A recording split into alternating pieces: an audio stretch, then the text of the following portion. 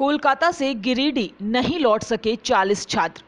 जी हां, corona virus के बढ़ते प्रकोप और लॉकडाउन की वजह से कई छात्र बाहर फंसे थे, जिसके बाद केंद्र सरकार ने सभी को उनके राज्य और घर लौटने की अनुमति दी है। इसके लिए कई व्यवस्थाएं भी की गई हैं। इसी कड़ी में झारखंड के भी कई छात्र बाहर फंसे हैं, जिसमें करीब 40 छात्र कोलकाता में फंसे हैं, जो अपनी घर वापसी का इंतजार कर रहे हैं। ये 40 छात्र गिरिडीह के हैं। कोलकाता में फंसे 40 छात्रों को लेने गिरिडीह से 3 बस भी गई, लेकिन बस बेरंग वापस लौट आई, क्योंकि वहां की राज्य सरकार से छात्रों की वापसी की हरी झंडी नहीं मिली। मामले पर पुलिस तथा प्रशासनिक अधिकारियों का तर्क है कि केंद्र सरकार की गाइडलाइन के अनुसार छात्रों और प्रवासी मजदूरों की घर वापसी की प्रक्रिया में दोनों राज्यों की सहमति होनी चाहिए तथा सुरक्षा के मानदंडों का भी पालन करना होगा। दूसरी ओर गार्जियनों के बीच समन्वय कर रहे दिलीप गोयनका ने कहा कि गिरिडीह जिले के विभिन्न इलाकों के 40 छात्र कोलकाता के विभिन्न इलाकों Tollygunge, Ganesh talkies, Girish park, Baguiati, salt lake यथा हावड़ा के विभिन्न इलाकों में रहकर पढ़ाई करते हैं। इनमें 12वीं कक्षा की छात्र छात्राएं सहित विभिन्न कॉलेज तथा पेशेवर कोर्स के छात्र शामिल हैं। कोटा सहित विभिन्न शहरों से छात्रों की हो रही घर वापसी के बाद गिरिडीह के परिजनों ने भी अपने बच्चों की परेशानियों को देखते हुए उन्हें घर वापस बुलाने का निर्णय लिया। इसके लिए गिरिडीह जिले के उपायुक्त से 3 बसों की अनुमति ली गई। इन बसों को 2 मई को पश्चिम बंगाल में प्रवेश करना था तथा 3 मई को गिरिडीह वापस आना था। शनिवार को तीनों बस मैथन पहुंच गई, लेकिन उन्हें डिब्डी चेक पोस्ट पर ही प्रवेश नहीं करने दिया गया। वहां तैनात पुलिस अधिकारियों ने कहा कि राज्य में प्रवेश की अनुमति नहीं है। जिससे झारखंड और बंगाल का आवाजाही बहुत ज्यादा है।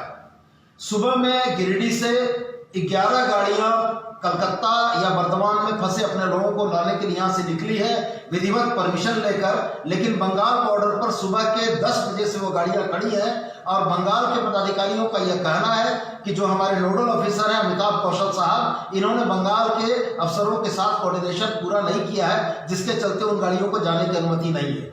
सर, इस मामले को देख लेंगे।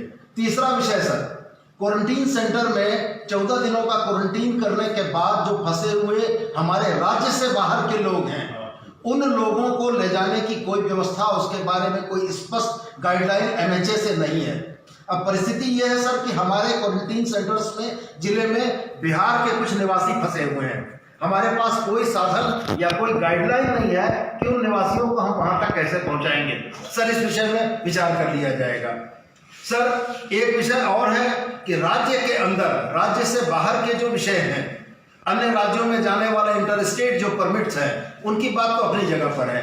राज्य के अंदर जो पास निर्गत किए जा रहे हैं, उसमें कहीं ना कहीं अफसरों में क्लैरिफिकेशन का अभाव है। जो आवेदन लोग लेकर जाते हैं, जो अभी धनबाद के राज सिन्हा साहब ने कहा, कमोबेश वही स्थिति हमारे साथ भी बनी हुई है। क्योंकि एसडीएम को वो परमिशन ग्रांट करना है और एसडीएम मैम के ऑफिस में या उनके लोगों के माध्यम से इतनी ज्यादा इंस्पेक्टर राज की क्वेरी होती है कि लोग परेशान हो जाते हैं।